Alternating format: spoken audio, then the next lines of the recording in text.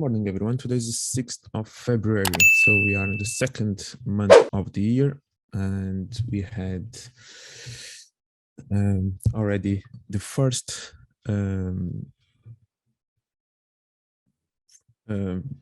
banking meetings happening last week, right? So we had the FOMC, we had BOE, and you had ECB, all of them announcing interest rates hikes during this first meeting of the year, which was something that the market was expecting. So regarding the size of the hikes, it was exactly as expected.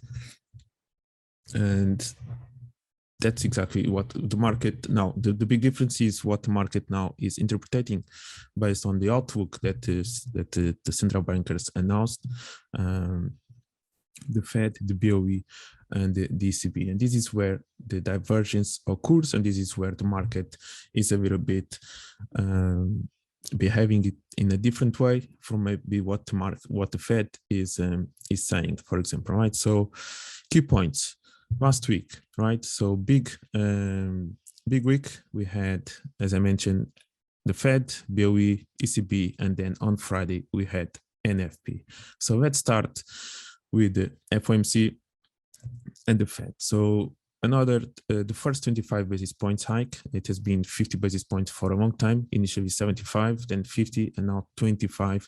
And what the market is expecting is the Fed to just hike one more time in March and then to stop. So one more hike and stop, that's what the market is expecting.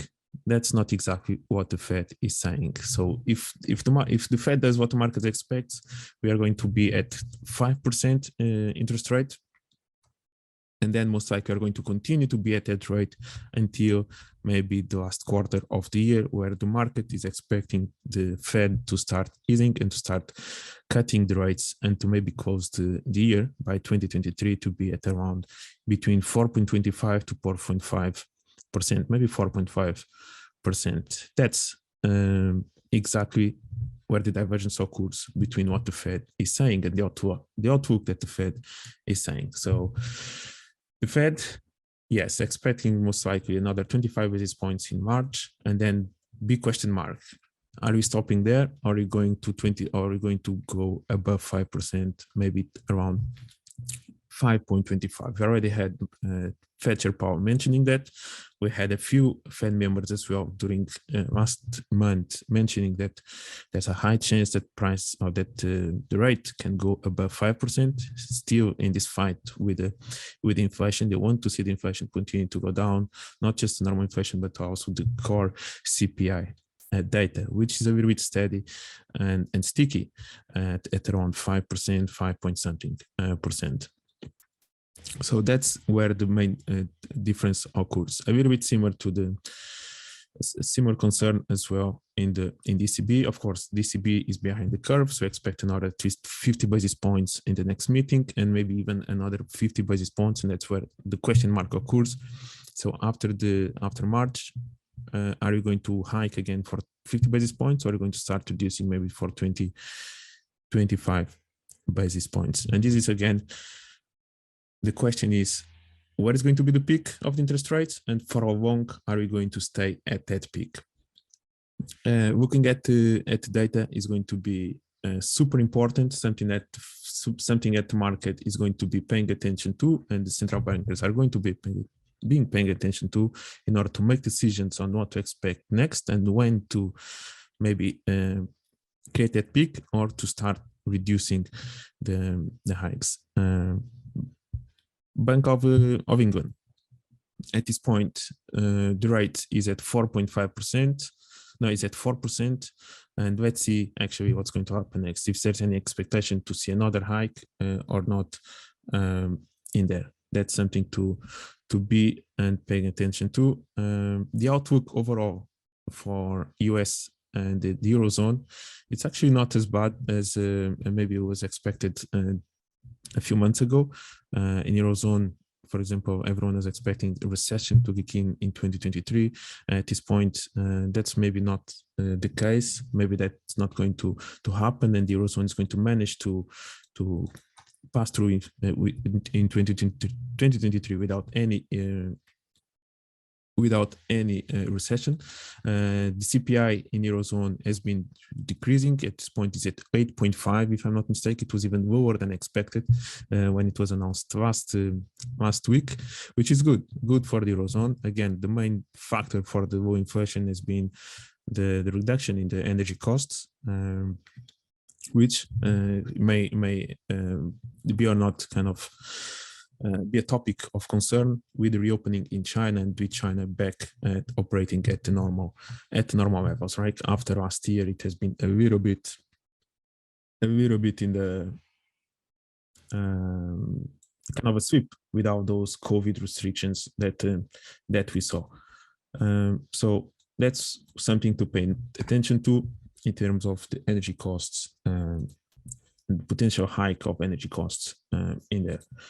ECB, again, main concern is exactly that. For how long, and where is going to be the top on the interest rates. Aside from that, the main other big news event that we had, it was the non-farm payroll, right? And this was a big surprise in the positive. So we had, the market was expecting 193K increase in the interest rate this month, and it was above 500,000. So it was at 517K new jobs being created in January. That's a really big, that's a really positive month. Even there was a positive revision comparing with the last two previous months. So 71K jobs were added into that as well. And this shows kind of a good outlook. We are at 3.4%, if I'm not mistaken. That's almost the lowest rate since 1969 in terms of the unemployment, although it is, if I'm not mistaken, that's kind of where we are at this point. Because even before COVID, we were at 3.5. So everything before COVID, it was around 3.5. All of a sudden, COVID occurred. So at 3.4, I think we go back to 1969, which is a long time in there. Now, the main jobs that have been created, or the main sectors that have been created, has been in leisure and the hospitality, some private services as well, government jobs, and another sector that has increased a lot. And this is the a big topic, right? Because in theory, this could be good news for the market, but that's not exactly how the market reacted to it, right? We saw the move to the downside in the indices. We saw a strong dollar in that moment. The dollar that finally has reversed, something that we've been waiting for the last few weeks. And this is what happened, right? So we have looking at the market now. If you take a look into what happened during this moment, we have exactly this, right? So the way the market reacted, FOMC on Wednesday, you had the strong move to the downside on the dollar. There you go, dollar move to the downside in here. Something that we have been waiting for price to break these lows, and then we are expecting the reverse after that, and that's literally just what occurred, right? So we have been waiting 1, 2, 3, 4, almost a month, waiting for the dollar to break the lows. We talked about this level in here that was still fresh.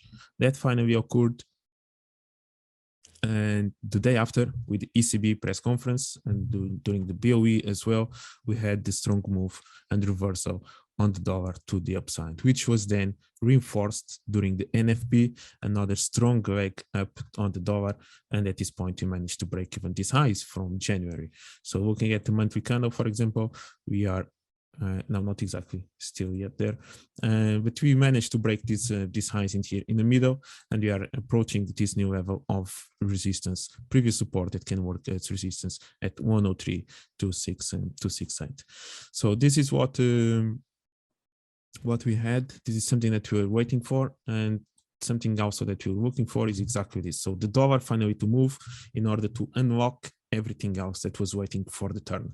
We're looking at the euro, we're looking at the gold, we're looking at even maybe Bitcoin or even the indices to start maybe turning after this move on the dollar. It was holding everything back, let's just say it like that, until finally we have this momentum being created with this with the dollar breaking these lows and reversed occurring here. So now question mark is this a new cycle? Are you starting and the dollar is going to now completely reverse and maybe going somewhere in there to test the zones between November and the end of middle of November, or is this just a false retracement and we're going to continue to see the dollar moving to the downside? That's kind of the question mark in here. Personally, I do believe that we're going to have a little bit more of a deep retracement. There's maybe still an option for the dollar to retrace back close to this level of structure that where we were before maybe the final move occurs to the upside. But for now, halfway from what we predicted, it's occurring at this point. Looking at the indices. There you go, right? So we had the big rally in January during the indices, S&P and Nasdaq in particular, with Dow Jones a little bit more ranging. And we finally reached this key level in here as well, 41,944, basically the 4,200 mark. It was an important level in there that price was being respected in the past. There's a chance that can still go a little bit higher. This is something that we also predicted during this last few weeks, right? This rally to the upside on the indices, it all started on the 6th of January in here to gain this momentum during the last NFP, and now it kind of turns with the next NFP that occurred just last Friday, when you have now this a little bit of a move to the downside on the S&P. Let's see how prices react from there, and we do have this trend line as well that can hold price to the upside. Maybe final destination or final target could be something in there that you can look at. Yep. So this is for the S&P. Nasdaq, quite similar as well. So we have been calling this move to the upside for the last month and a half. Since price broke that high, price continued to go higher. It respected these lows as expected, and we had this move to the upside all the way until there. Something else that was going on, of course, the earnings. So the big tech announcing their earnings between Meta, Amazon, Apple, and Alphabet. Mixed feelings in there. Not exactly meeting the expectations of the investors. Meta managing to review a little bit how the investment did with in the Meta project. Amazon gaining a little bit more returns in there. And yes, Apple missing some targets with the iPhone and all the situation in China as well. So something to look for. And Google, that is, let's see when it's going to release the kind of competitor for the ChatGPT, which is being the topic of the last month in terms of the AIs and the technology that is being used in there. So yes, Nasdaq in here, we can see maybe more room to the upside. Personally, but for now it has been reacting from this level here. I think price wants to go a little bit higher. Let's see if it continue to hold this trend line, and we have this previous level of support of resistance that can work as support on Nasdaq. And these were actually the indices that we were a little bit more bullish, S&P and Nasdaq, comparing with the Dow Jones. And as you can see, Dow Jones, we mentioned quite a few times that I'm looking or considering a little bit more of a move to the downside, looking at this space in here, comparing with the other ones. So on the Nasdaq and S&P, I could see a little bit more room to the upside. On the Dow Jones, I was actually looking for this space. I would actually prefer to see, for example, this zone in here being reacted, now price to go and reach these levels even before creating new highs. And you can see that this one has been kind of compressing quite a lot, while Nasdaq and the S&P has been moving to the upside. Dow Jones hasn't been managing to do that. It's still trading somewhere in here. It's true that we never broke this demand. However, for now, there's maybe a little bit more room to the downside. Let's see. So yes, we're looking at Dow Jones as a little bit of more weakened weak outlook in terms of what you could see in the charts. S&P and Nasdaq a little bit more stronger, and this is what has been happening in the market as well. Euro index is an interesting one. So again, created another high during the ECB press conference. It's kind of a routine now. Anytime we have ECB kind of for the euro to move to the downside, it's reacting from a key level that we have been talking about for a few weeks now. All this previous level of support that can work quite nicely as resistance, space that has been filled now after breaking this highs, and now price is reacting in between both levels, between this level, the highs in there, and the demand zone, and this previous level of support of the resistance that can work as support. So let's see which direction price is going to break through, and then eventually price can even navigate towards these lows in here as well. So let's see on the dollar, on the euro, if we're going to finally have a turn in here, which kind of would lead a little bit for what we have seen on the euro dollar for the last few days. However, euro Aussie, euro pound, and so on, they've been moving higher. That's kind of why euro has been trading in here. And then we have the yen. Yen finally moving a little bit. So we know that the government,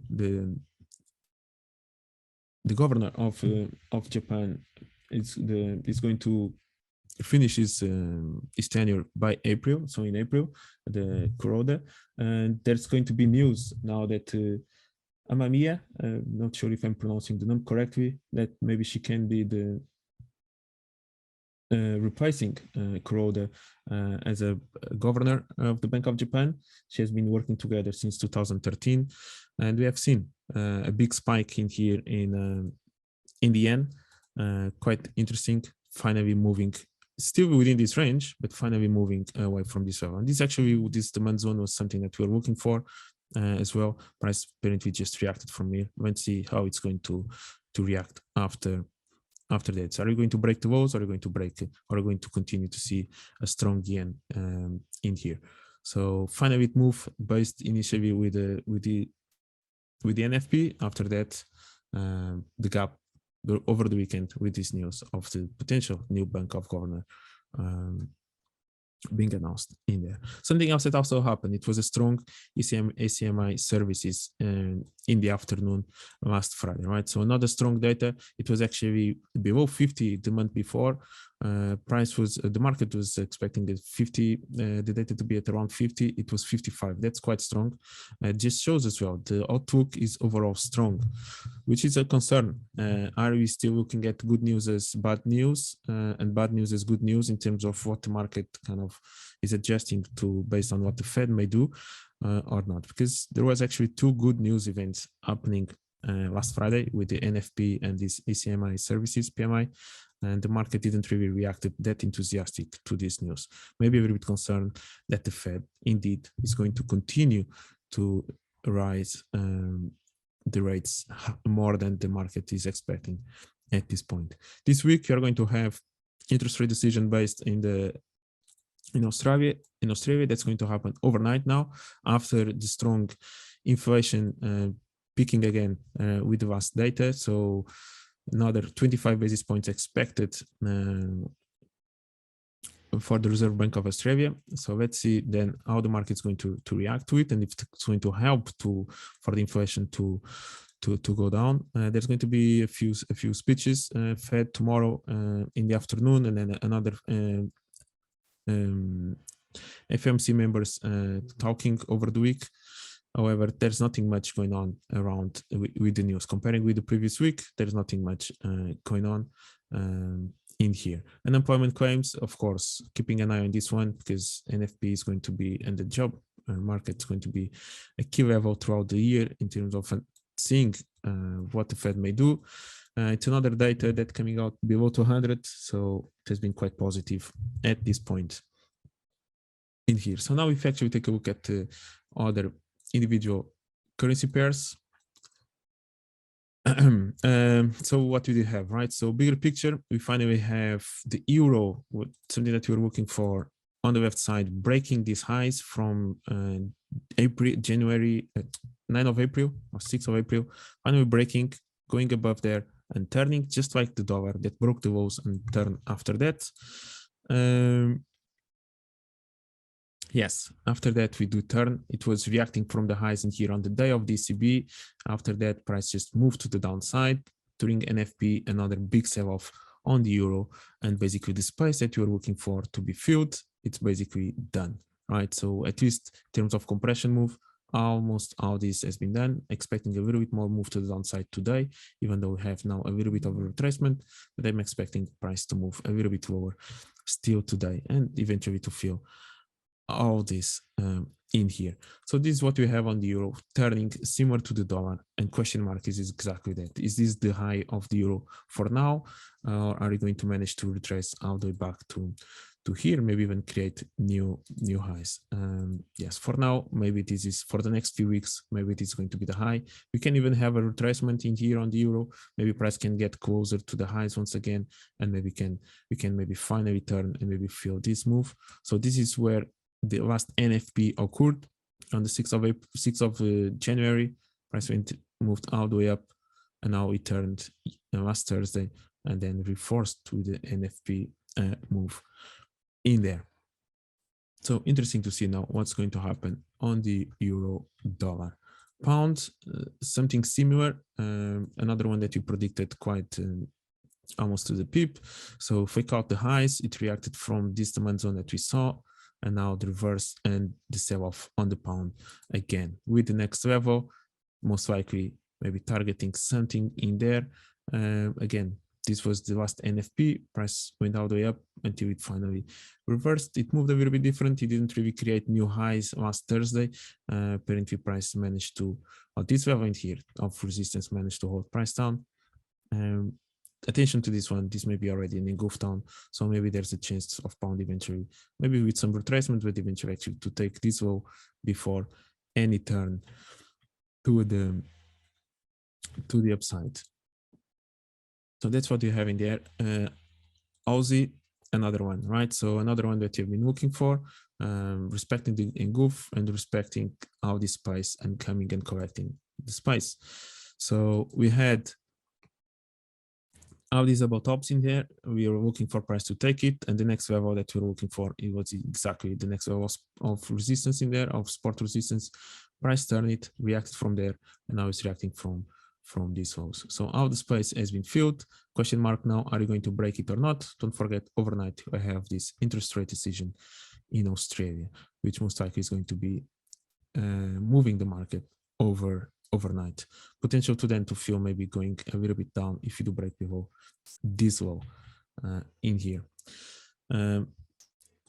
Euro Aussie kind of moving on the opposite side, going upwards since Aussie dollar has been moving down. So keeping an eye as well on it later on for the overnight move. And the yen, right? So Euro yen or dollar yen moving to the upside, managing to respect this low apparently, and we are on the rally on the dollar yen at this point. So yes, maybe this is enough. We open with a gap, even previous level of resistance in here. This can even hold price to the upside. Again, those news of the potential new governor making the market move, and finally the yen moving after spending as well a few weeks in this range after such a bearish momentum on the yen dollar. So yes, maybe you are in a potential turn in there. The other yen pairs as well, we have this key level of resistance on the euro yen. We have also pound yen kind of ranging in between these levels, and even Aussie yen as well ranging in between in here, and moving a little bit more to the downside because of what happened on the Aussie. Dollar CAD, another one, right? So another one that you predicted, looking for price to go below these lows. This is one of the predictions that we had before any major move to the upside. So that has been done. Price now reacted from these lows, and let's see if it managed to break these highs or not. At this point, maybe we have this trend line in here, this bearish trend line. If it do manage to break these highs, maybe there's room for price to go even higher in here. So this is the first key level of resistance to pay attention to on the dollar CAD, something to be aware of. Dollar franc Swiss, it was another one, right? Another one that we looked at, another one that price had created this double low. in here on the bigger picture, after filling out this space, we had this double low being created and we finally turn it and you fake out. It's a normal move that we see happening quite often. Price creating a double low almost to the pip, and then kind of a fast fake out and price kind of reversing. So interesting to see as well. Are you going to break this high? This could lead for price to go higher and maybe fill all this price in here. So let's see if this can be the catalyst as well with the dollar. With the dollar turning to the upside, we have seen the yen, dollar franc Swiss, and the CAD moving higher, and we have seen the euro dollar, pound dollar, Aussie dollar moving lower, and the gold as well, right? Gold, another one.